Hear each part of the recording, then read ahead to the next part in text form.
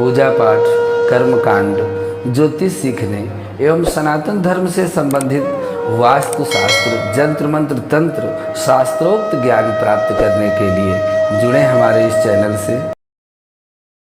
नमस्कार मित्रों, स्वागत है ज्योतिष शिक्षा के इस कार्यक्रम में।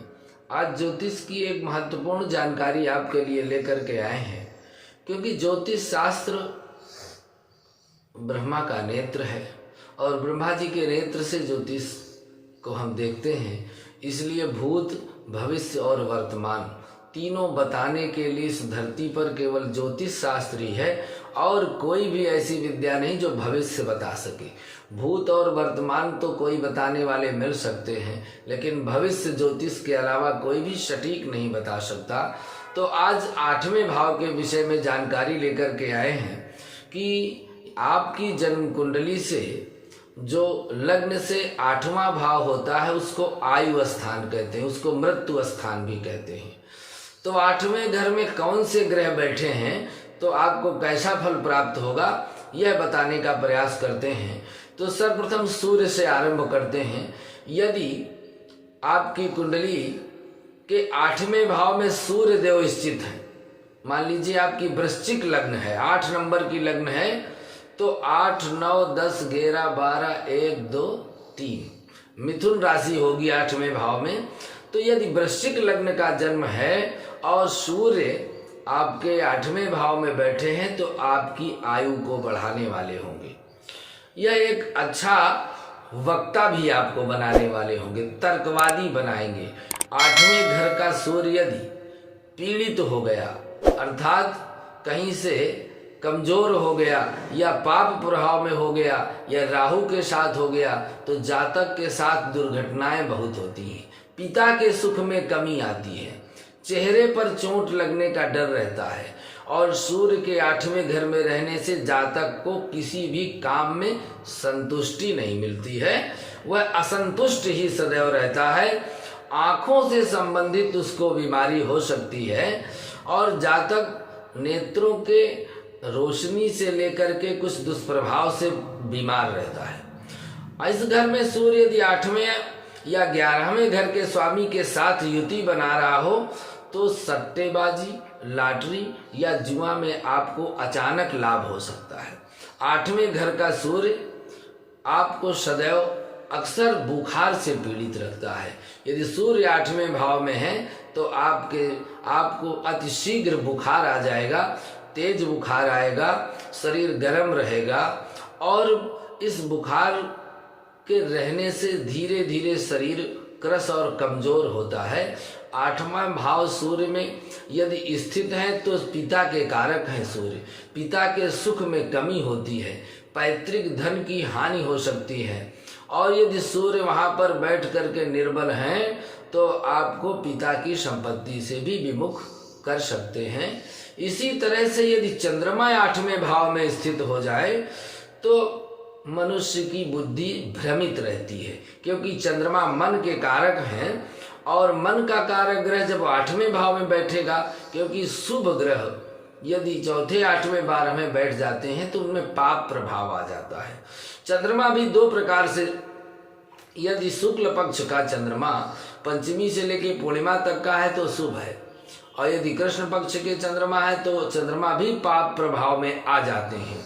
इसलिए यदि 8वें घर में चंद्रमा स्थित है तो आपको बचपन से ही माता का सुख क्षीण हो जाएगा, या तो माता स्वस्थ नहीं होगी या तो माता रहेगी नहीं, और स्वास्थ्य की परेशानी सदैव बनी रहेगी।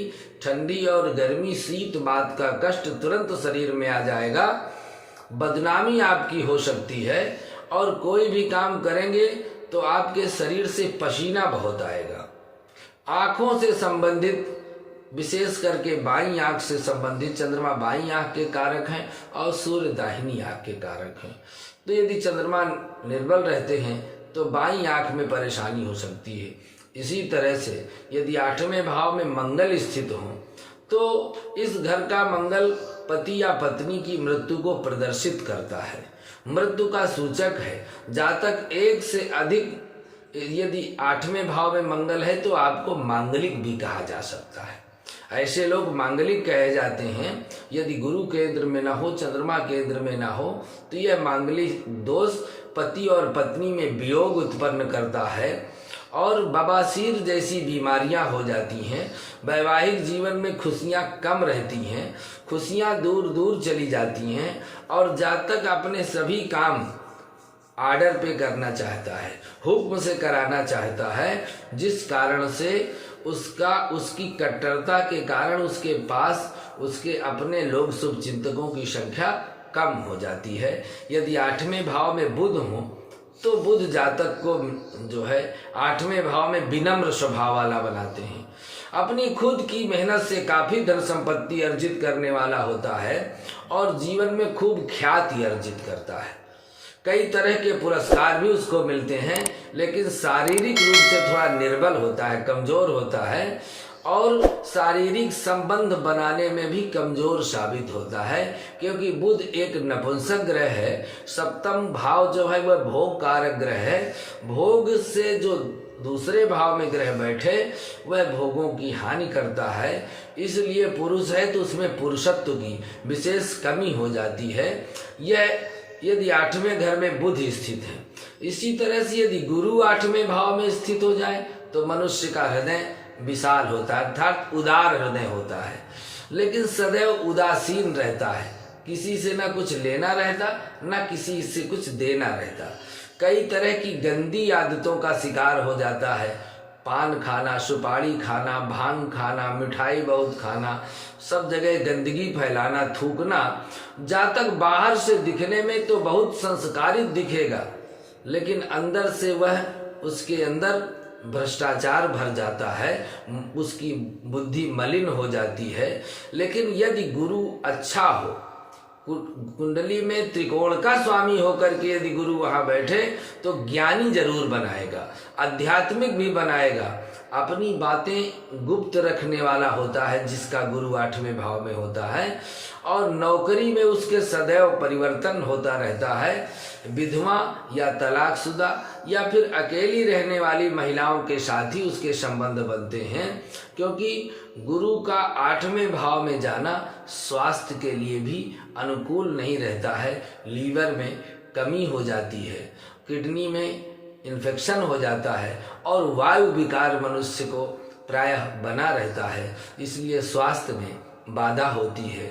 इसी तरह से यदि 8वें भाव में शुक्र स्थित हो तो जातक को सांसारिक सुखों की प्राप्ति तो होगी, जीवन के शुरुआत में जातक थोड़ा अलग थलग पड़ जाएगा, थोड़ा विचलित हो जाएगा, सांसारिक सुखों को छोड़ने वाला होगा।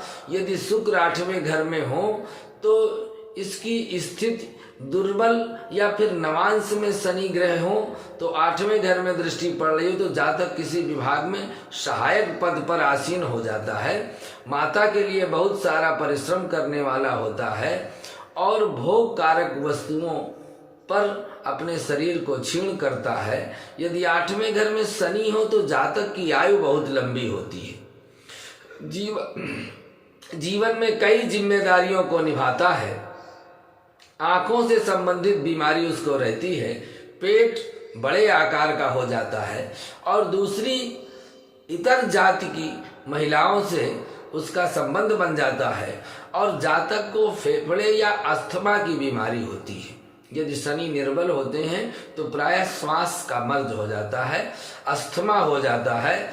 इस घर में यदि शनि पाप पीड़ित हुआ तो जातक को संतान की वजह से बहुत परेशानियां होती हैं और खुद जातक का स्वभाव क्रूर और बेईमान टाइप का होता है, अपनी बात पे मजबूत नहीं रहते। हाँ, आयु लंबी होती है लेकिन सेहत अच्छी नहीं रहती है, शरीर रोगी रहता है, उम्र भर लंबी देते हैं शनि 8वें भाव में बैठकर, क्योंकि शनि 8वें भाव के कारक हैं, आयु के कारक हैं, आयु की वृद्धि करते हैं। इसी तरह से यदि 8वें भाव में राहु हो तो आपके कार्य से समाज में आपकी बदनामी हो सकती है, आपका चरित्र कमजोर हो सकता है, क्रूर, झगड़ालू और कई कुसंगतियों के कारण आप परेशान रह सकते हैं। यदि राहु किसी और हानि करने वाले ग्रह से युति बना रहा है, अर्थात मंगल से या सूर्य से युति बना रहा है, 5वें, 8वें और 12वें घरों में किसी पर दृष्टि पड़ रही है, तो व्यक्ति मानसिक रूप से डिस्टर्ब रहता है। यदि चंद्रमा का संबंध हो जाए तो बिल्कुल डिस्टर्ब रहता है। 8वें घर में केतु हो तो इस घर का केतु जातक को लंबी आयु के साथ साथ अमीर बनाता है। केतु यदि पीड़ित हुआ तो जातक अपनी शादीशुदा पत्नी को छोड़कर अन्य स्त्रियों से भी संपर्क बना सकता है और ठगी करने का उसका बहुत एम रहता है।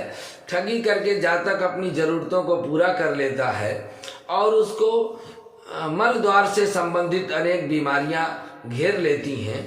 उन बीमारियों से परेशान होकर के अधिक यौन संबंध बनाने से जातक के को गुप्त रोगों को भी आमंत्रण देता है और गुप्त रोगों का शिकार हो जाता है।